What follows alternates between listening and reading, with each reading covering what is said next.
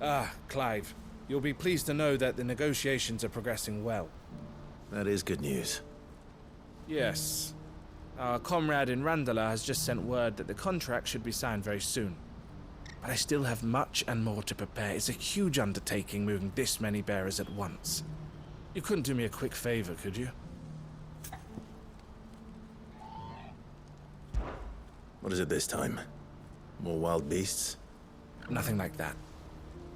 I just need you to go over to the caravans and ask El how long we have until the bearers arrive.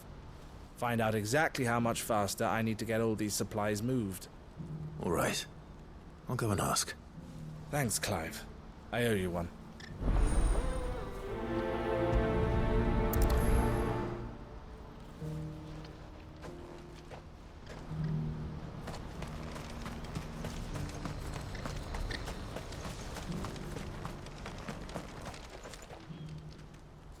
Don't blame yourself, El.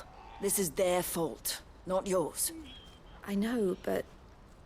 No buts about it, all right?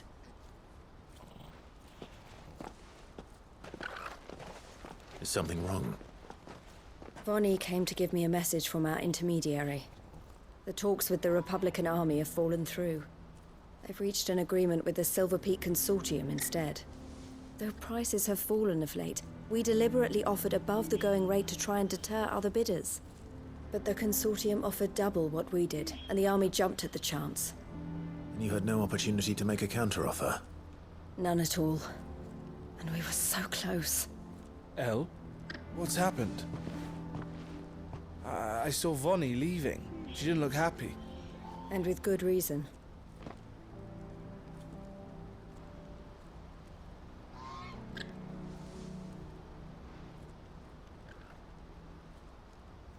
But I thought we were the only ones the Fist were speaking to about the bearers.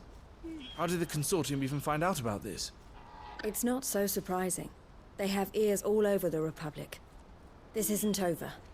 The Consortium will have to sell these bearers eventually, and at the price they paid, buyers will be few and far between. I'm going to Randalar myself. Alone? You sure that's wise? Are you offering to be my bodyguard? How kind. Meet me at the checkpoint near the capital gates. I'll send an owl ahead and request a meeting.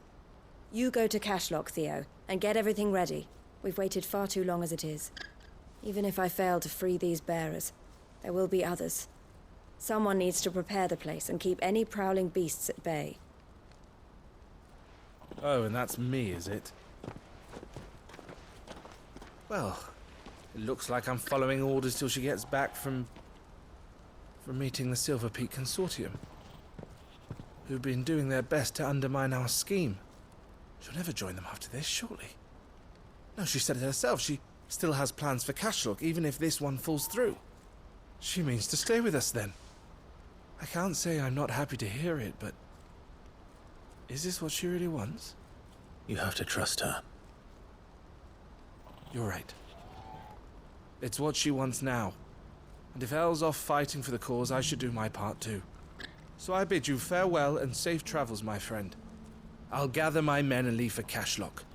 We'll make sure the place is well stocked and defended. You go to Randalar and see if you can stop my sister biting the Consortium's heads off. If she won't consider her prospects, someone has to. I'll do my best.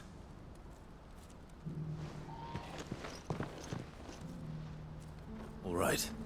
To Randalar, then. I'd better not keep it. Oh, he's waiting.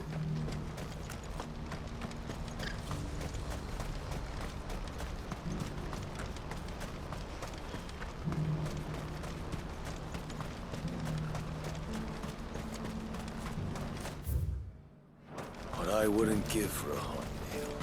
Looks like this is the end of the road. When are they gonna let us through?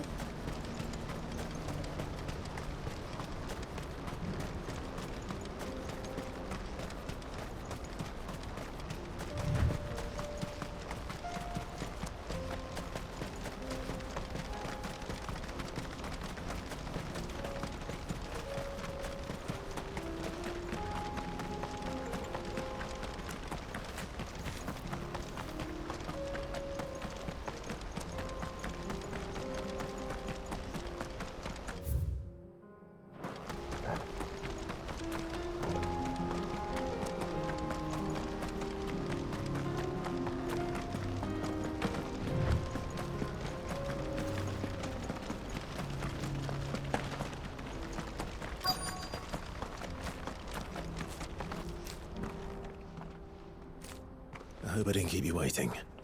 Did you arrange to speak with the Consortium? Here they are now. You wish to consult with me?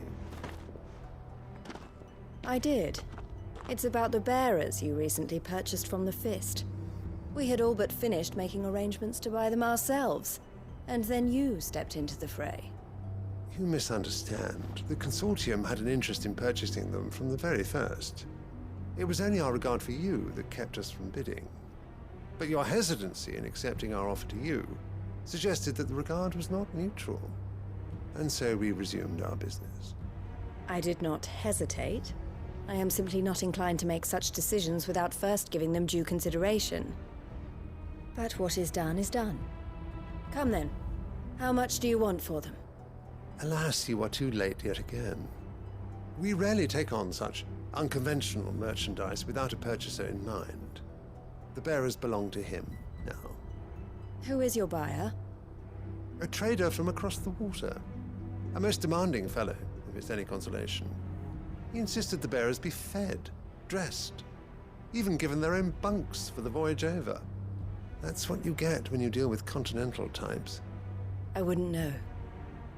Oh yes, the culture on the continent is quite different to ours. They pay good money for bearers not fit for the knacker's yard, and treat them like kings. But as long as they pay... That does sound unusual. No matter then. If they've already left our shores, there's little that can be done. Allow me to withdraw my interest. And with it, my interest in joining your organization. My associates will be sorry to hear that.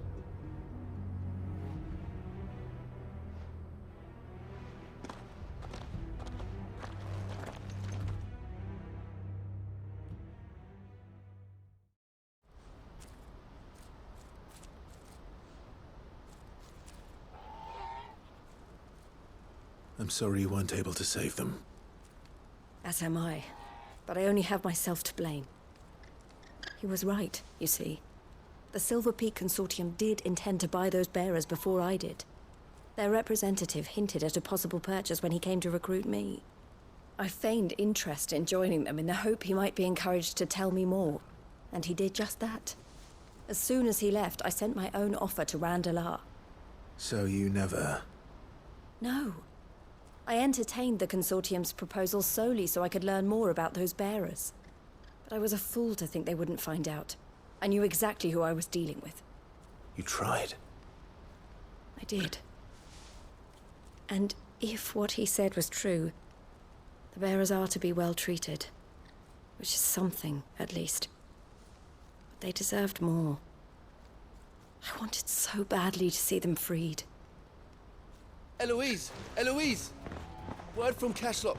The village is under attack. A pack of beasts have come down from the mountains, and there's a dragon at its head.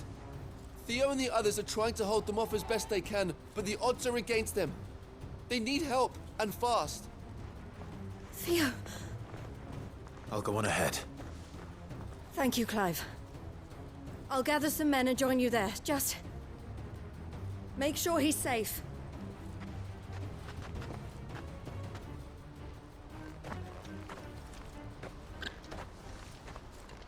Hold on, Theo. I'm coming.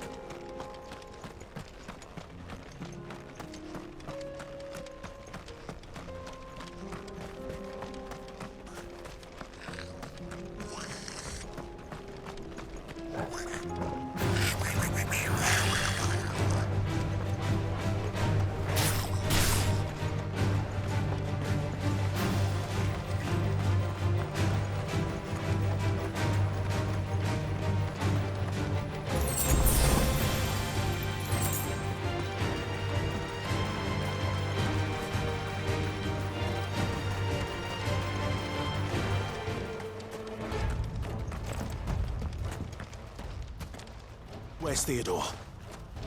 Upriver! He led the dragon that way to keep it from the village, but the whole area's flooded with ether. We just have to pray he makes it out in one piece. I can do better than that. Torgal, with me.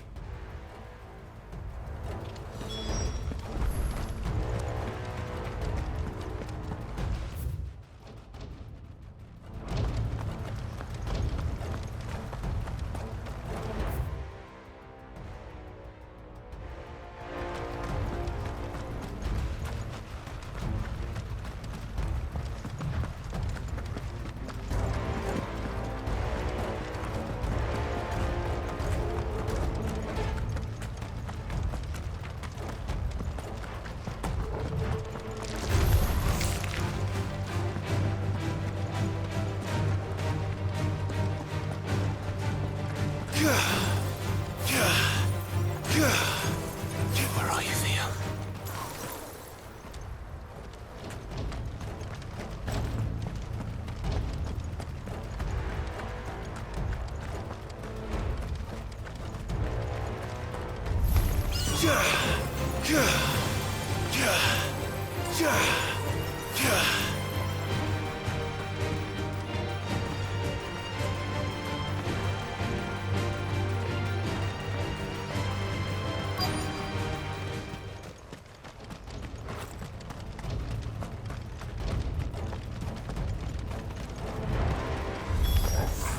Damn it.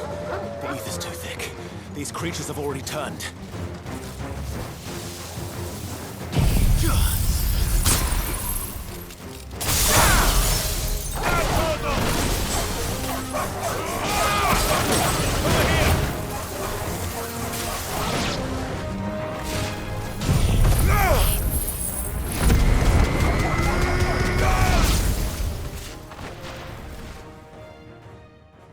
I can't waste any more time. I need to find Theodore before that dragon does.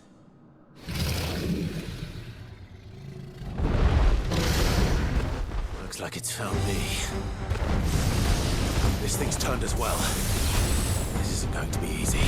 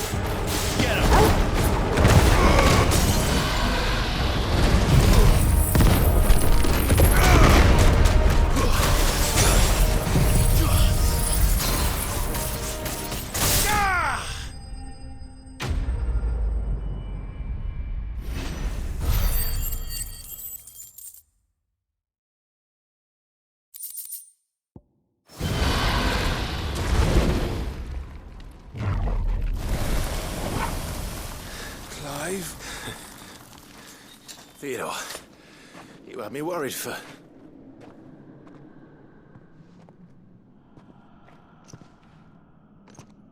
We have to get you out of here.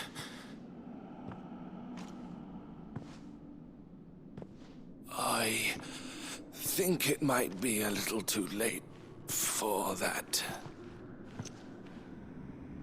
Bearer or no, there's only so much ether a man can take, and that Drake just wouldn't let me leave.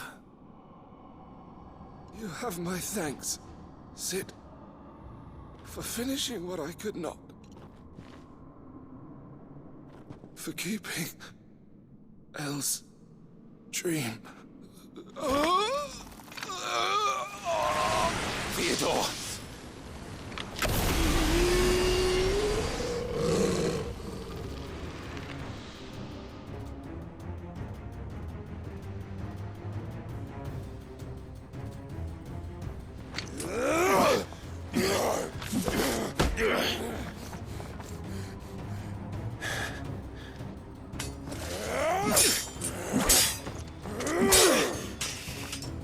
Don't make me do this. Stop it, Theo! Stop! Stay back, Eloise! He's turned. And so will you!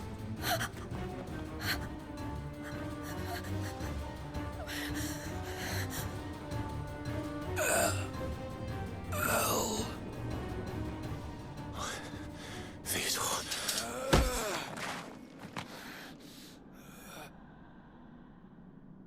Take care of my sister. Theodore. Wait. Goodbye, Elle.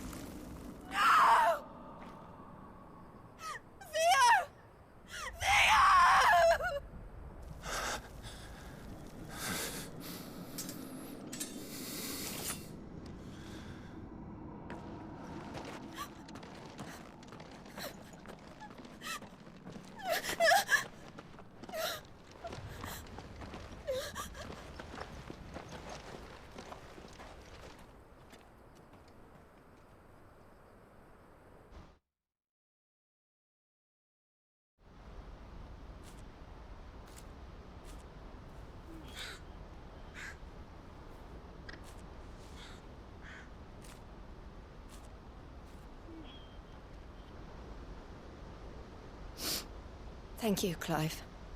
I think I'll be all right now. That was true bravery he showed. Leading the dragon away from the village like that. His first instinct was always to protect people. To put others' well-being before his own. And now he's gone. Because I sent him to that place, against his will. It wasn't against his will. He was ready to do whatever it took to show you he could stand on his own. So that you would finally be free to live your own life. To live my own life. He never could come to terms with the choice I made. What exactly happened? You once told me Theo was the first bearer you ever helped.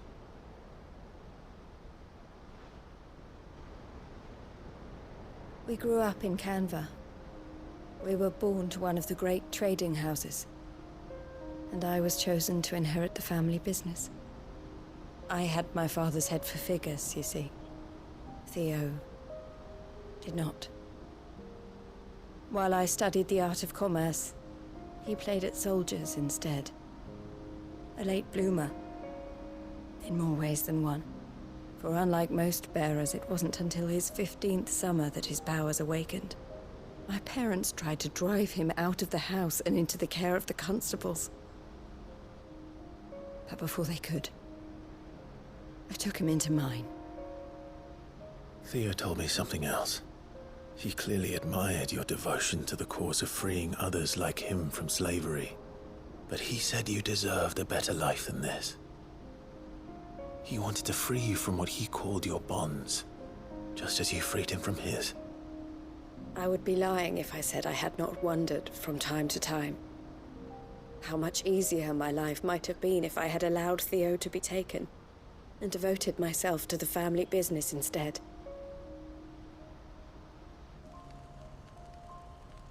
But I have never regretted the decision I made. Being with my brother meant more to me than tradition or reputation. I only had to look at him to remind myself of that night and the choice I made, and the fact that I would make the same choice again in a heartbeat.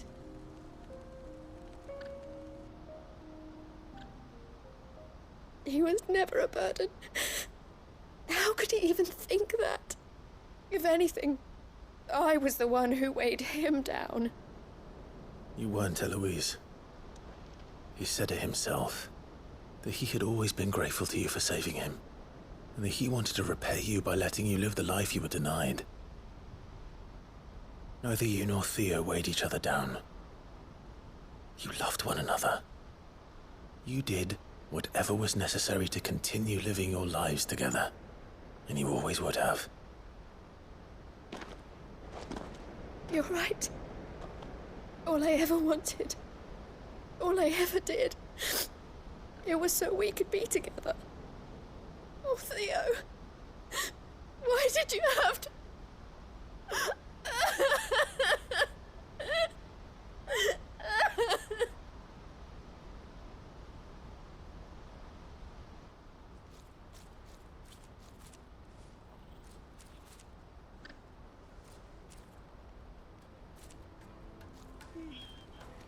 I know Theo wanted me to move on, but I'm staying here at the Crimson Caravans to continue our work.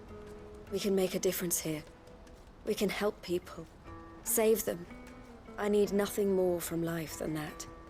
So I'll carry on doing what we do, ensuring that goods, people, bearers get where they need to be, bringing smiles to people's faces just like we always have, and to Theo's, wherever he is. This is the life I have chosen. The life I will always choose. I've made a choice of my own, to continue helping you however I can, whenever you need it. Thank you, Clive. Let's go on together then. For Theodore.